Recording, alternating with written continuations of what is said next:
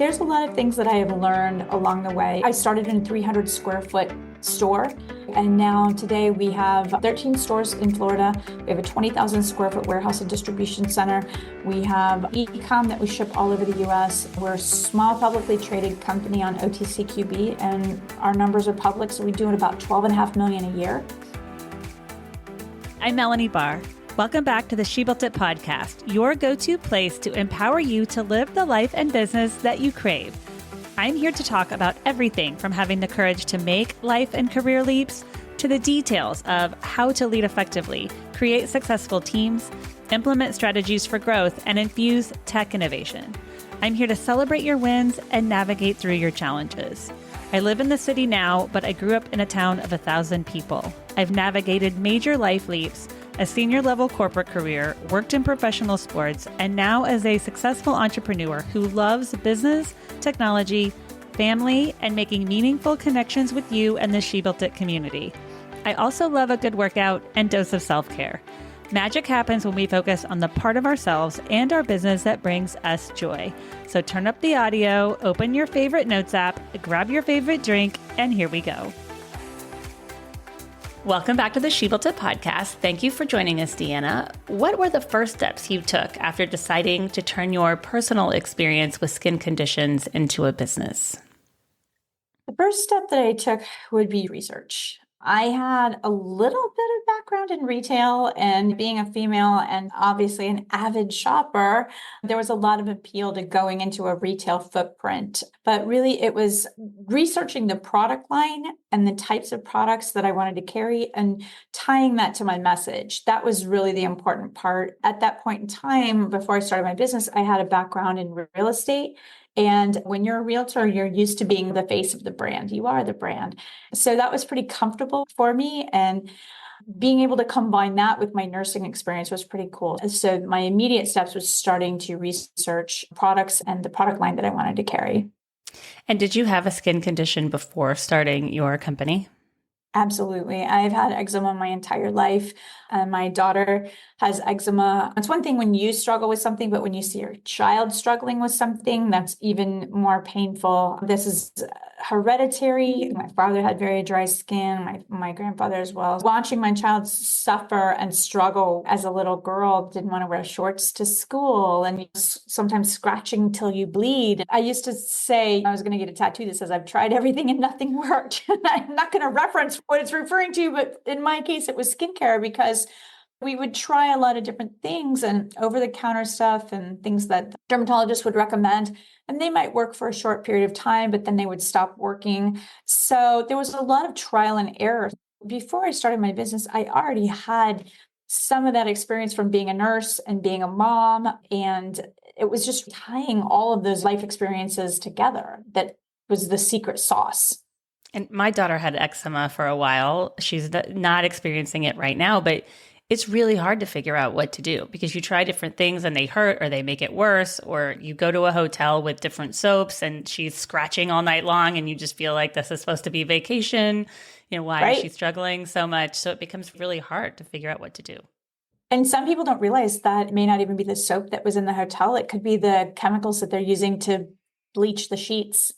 And so I actually travel with a little cocoon that I wrap myself up in, my daughter as well, because in hotels to sanitize the sheets, they have to put a lot of chemicals in them to sanitize. And, that's touching your skin. So if you're a really sensitive person, that's a 1-2 punch. Thank you. It's interesting. I didn't think about the sheets and other things that she would come into contact with. She is free of symptoms currently, but it used to flare up, particularly when we traveled. Right. In our house, we don't use dryer sheets because dryer sheets are just little chemical fibers, and it's tossing all these little chemical fibers into your clothes, and you put it on, and believe it or not, people that are super sensitive, it can make them itch. The dryer sheets can. Interesting. Yeah. All these things I'm learning. How did your background help you in starting and running Naples Soap Company? I was in real estate, which is its own bubble. Unless you're actually running a real estate brokerage or firm, that's different business. If you're an independent agent like I was, you're in a silo of your business. So there's a lot of things that I have learned along the way. I started in a 300 square foot store. And now today we have 13 stores in Florida. We have a 20,000 square foot warehouse and distribution center. We have e-com that we ship all over the US. We're a small publicly traded company on OTCQB, and our numbers are public. So we do about 12.5 million a year.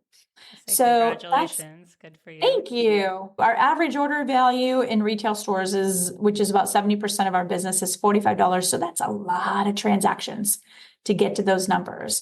I've learned a lot along the way, and I've had some really amazing people, and it's a business journey. I've had some not so amazing people along the way. There's a book in here somewhere.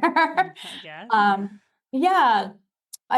If I didn't know something, I would dig in and just start learning everything I possibly could, reading everything online, reading books, and I would seek out professionals and certain things like joining CEO support groups and things like that. There's a lot of information out there, and there's a ton of groups now to support small business owners. And we're a mid-sized business now doing over $10 million. And it's all about that support system that you have around you. So if you don't know, don't be afraid to ask the question. You don't have to pretend like you know. And in the beginning, I was so afraid. I was like, oh my gosh, they're going to think I'm stupid, or I should know this. But every business journey is different, and everyone has a set of challenges, but our businesses are very specific. They're like your children, each one's a little bit unique. So we all have different nuances to our business. So learning those nuances and figuring out who to ask the questions to is really important. What do you think is the most important element of leadership when growing a business? Most important element of leadership for me is leading with compassion and empathy. I recently sat on a CEO panel, and I was asked a similar question. And my answer was that the people that I always say that I work with, not the people that work for me, I work alongside them. If they're a full-time employee, this is just 40 hours of their week. There's a whole lot of other things that are going on in their life outside of this 40 hours that you may not be aware of. And if you lead with empathy and compassion, people can relate to you and connect with you much easier. And you're going to get more loyalty. You're going to get better results out of people, especially if they feel like they can come to you or to your management. As a leader, you will attract middle level management and different levels of management with the same philosophies and values. Figure out what your core philosophies and values are, and to bring people in around you that share those philosophy and values. And mine is leading with empathy and compassion. Life is very challenging now, especially in our post-COVID world. Inflation is up, and healthcare is more expensive. Childcare is more expensive. So we are experiencing a tremendous amount of stress. And my goal is that when our staff comes to work, when people come to work here at Naples Soap Company, I want to do everything in my power as a leader to reduce that stress. It makes that for a happier workplace. It makes for a better environment. It makes for better coworkers as far as their engagement with each other. So if there is a point of contention, for example, we have a store manager meeting, 13 store managers plus our executive team jumps on, and our district manager every Tuesday. And we just did a rollout of a brand new platform. It's been challenging. This is our POS system and our website. And there's been so many challenges and glitches with this transition. I could feel their frustration. I could hear their frustration. As soon as I heard that this morning, I sprang into action and said, okay, here are the 1, 2, 3, 4, 5 things that we're going to do today to remedy this. And you could see 13 people on this call as some of them were talking, and it's a Zoom. You can see everybody's faces. You could see as they were talking, their shoulders are getting higher. Their body language is changing. And even the ones that weren't speaking, you could see the physical reaction of the stress. So as soon as we started talking about the things that we were going to do to rectify the situation, we're going to take action today. We're going to do this. We're going to contact IT. We're going to do this and this. What worked, what didn't? You could see that relief coming over them. And emails started flowing and communication started flowing. And guess what? We got 3 out of the 5 problems resolved before noon. Now I got a happier staff that's going in. It's not just the managers, it's their staff and all the people that work with them as well. So for them, they saw that leading with empathy and compassion that I could relate. Even though I don't run the POS system, I'm not in that situation in the stores. My job as a leader to say, I hear you, I see you, I understand, and I'm going to help you. I'm here to help you. Everything you said is so wonderful in a leader. They're going to want to work for you more, your teams. If you take action immediately, you didn't just let them stumble along, you took action. Absolutely. It's the worst thing that you can do is to make promises to people and not keep your promises because you lose faith. People don't believe in you and then they stop communicating with you. There are middle managers that we've had to remove because the communication was not there. And so the staff believe that's the reflection of the company's policy when really that's not what it is, but this is a stopgap as a middle manager. So you really have to make sure that as a leader, as a CEO, that the people that are below you are communicating the message as well, that your direct reports are communicating so that they understand this is the hierarchy, this is how we roll here. You mentioned taking Naples Soap Company public. What advice do you have for entrepreneurs that might want to go down a similar path? Do all the due diligence possible. You really need to understand what the long-term expenses are of something like that. It sounds romantic and great. There's a lot of responsibility that comes with that, with taking shareholders' money. It is definitely not for the faint at heart. It's something that is a decision definitely not to be taken lightly. And you have to weigh out the benefits and the pros and cons. And I would say talk to other people who have done it one-on-one. Interview and talk to other people and say, hey, what were the advantages and what were the disadvantages? What did you gain? What did you give up?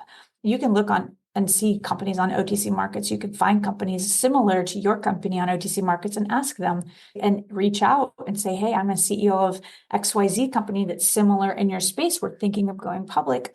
Would you mind to have a brief chat about your experience? And most CEOs that have gone down that path are happy to share some of that experience. And you can contact NIBA, like National Investment Bankers Association. They have a ton of people that they could put you in touch with. They've been a tremendous resource for us as well.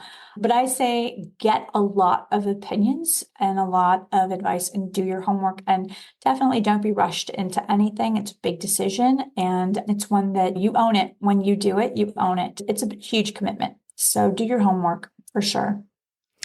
Magic happens when we focus on the part of ourselves and our business that brings us joy. We've talked a lot about business today. What is one thing that you do to make sure that you're finding and living your joy? I travel a lot. I like to go to places that remind me that we are about this big in the whole grand scheme of things. Sometimes when you're running a company, especially from the CEO level or executive level, the problems seem enormous. There's always that weight and full responsibility. And sometimes I will just travel somewhere and something that is so much bigger than myself and remind myself that, you know what, this is a small part of life of what we're doing and to put things in perspective. I recently went to Mexico to Tulum and I looked and I was like, wow, the Mayans were here for a really long time. And guess what? They didn't make it. They're not here. There's just some realizations if you open up your mind to that type of thing. I love spending time with my family. I'm expecting my first grandchild in the spring. So that's really congratulations. Thank you. My daughter, who is also a Californian, she's in Palo Alto. Family and travel are really two of the ways that I keep myself happy outside of work. Thank you so much for joining us today and telling us all about Naples Soap Company. Please share with us how and where we can find you. Sure. You can go to naplessoap.com. That is our website. It has all of our full offerings. It also has a store locator. So if you are in the state of Florida, we have 13 brick and mortar locations, but we ship all over the U.S. Thank you for joining us today. I'd love to hear from you. Reach out to me at hello@shebuiltit.com on our She Built It website or at She Built It on social. Thank you to my editor, Rich Streffolino, who always makes us sound good. Until next time, let nothing stop you from experiencing the life and business that you crave.